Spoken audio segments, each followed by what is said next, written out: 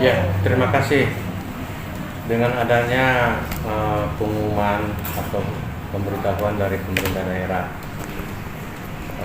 setengah terkait dengan PPKM level 3, malah kemarin juga ada pemberitahuan dari Bapak Gubernur untuk menindaklanjuti pemberitahuan ini, sehingga kami dari rumah sakit dari sisi pelayanan memang kita sudah mengantisipasi. Jadi untuk layanan rawat jalan kita sudah mengatur kembali seperti dulu. Cukup 3 kali seminggu dulu, 3 kali seminggu yang tadinya sudah setiap hari, karena mengingat kita sudah masuk lagi di PPKM level 3, akhirnya kita memutuskan untuk pembatasan layanan yang tadinya setiap hari tinggal kita laksanakan 3 kali seminggu. Demikian juga untuk wilayah kamar operasi itu kita juga membatasi, ya mungkin untuk kasus-kasus yang sifatnya urgen atau sifatnya darurat itu yang kami layani, tetapi untuk layanan elektif yang terencana itu yang kami atur, sehingga bisa kita mengawal COVID ini dengan baik. Kemudian kami sampaikan juga untuk perawatan COVID, hari ini kita merawat 15 pasien, 13 pasien di perawatan umum dan 2 pasien di pelayanan kebidanan. Jadi totalnya ada 15 dari 30 tempat tidur yang kami siapkan saat ini.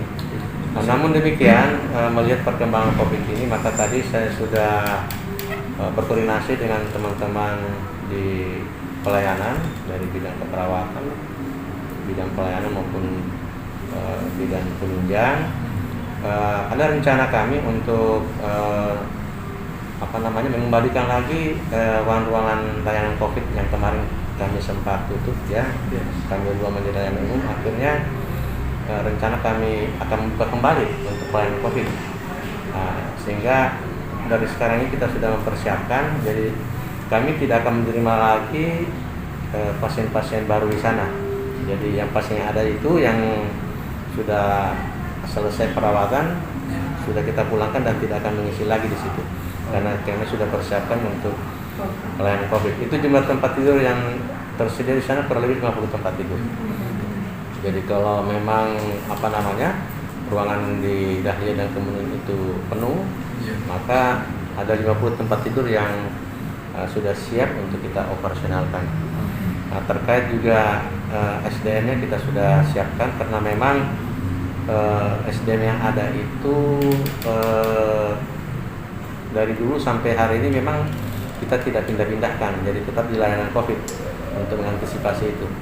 Jadi tinggal nanti ketika misalnya ruangan itu menjadi ruangan COVID, ya sudah, berarti mereka sudah siap, karena memang selama ini mereka sudah bekerja di situ. Kalau tenda-tenda itu, Pak? Nah, tenda itu sebenarnya adalah ruang triase.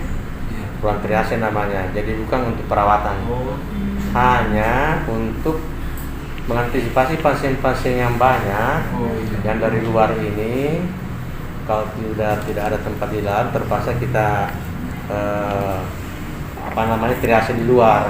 Tapi itu sifatnya sementara saja. Sampai pada waktunya nanti kita sudah bisa memilah-milah apakah dia pasien COVID atau bukan COVID. Kalau dia pasien COVID, kita bawa ke ruangan rawat inap COVID. Kalau dia pasien umum, kita bawa ke perawatan umum. Jadi bukan tempat rawat inap sebenarnya itu. Hanya untuk triase saja, untuk memilah pasien-pasien ini. Rata-rata dalam seminggu terakhir ini, Pak, rata-rata masuk pasien COVID ada berapa? Begini ilustrasinya. Jadi mungkin dipertajam, Pak. Iya, Desember itu sisa 3 ya pasien. 1 bulan. Iya, 1 bulan. Di Januari 10. Nah, sekarang di Februari ini per hari ini tanggal berapa hari ini? Tanggal 16. 16 itu yang kami rawat sudah ada 15 orang, tetapi totalnya sampai hari ini itu sudah cukup banyak, ya. Iya. Saya tidak tahu total perawatannya berapa orang jumlahnya, nanti sebentar saya sampaikan. Iya. Yang jelas bahwa itu sudah sudah cukup banyak sudah. Kalau Kasus dibandingkan Omikron dengan- Pak ya, Pak Dokter ya. Nah ini yang belum kita tahu karena yang membedakan nanti Omikron atau tidak itu dari hasil pemeriksaan dari lab case dan Oh, Belum berarti ada di sini Pak ya? belum kita bisa Omikron simpulkan. atau tidak? Belum tahu kami. Oh. Kalau dari kasus-kasus yang ada belum ada informasinya. Tapi sampel itu kan kita kirim ke sana. Oh. Jadi dari nanti yang 15 ada- tadi itu Pak Dokter, Ya. sudah berapa lama yang ini menginap di sini? Yang mana? Yang dari 15 kasus 15 tadi itu. Macam-macam. Ada yang sudah lama, ada yang baru masuk, ya. Ada yang sudah barangkali sudah mau pulang. Ya. Dan memang belum keluar punya hasil PCR-nya Pak. Hasil laboratorium. uji. Kalau yang masuk di sana itu ada yang suspek. Kalau suspek itu klinisnya jelas sekali, tapi menunggu hasil Iya. antigennya positif, tapi PCR-nya belum ada. Itu suspek namanya. Tapi ada juga yang memang sudah positif semua. Ya. Umumnya ini untuk kasus yang ditangani saat ini per Ya. hari ini itu yang 15 tadi itu dari mana itu? Dari daerah mana Pak? Macam-macam Kota sih, Palu. tapi umumnya dari Kota Palu sebagian Kota besar. Palu juga ya. Kalau kita melihat memang kemarin itu angka Kota Palu 86 ya. Ya. Jadi memang sumbangsi Kota Palu ini mesti yang paling besar. sih. Tapi memang meningkat ini Pak. Meningkat sekali Pak, meningkat sekali.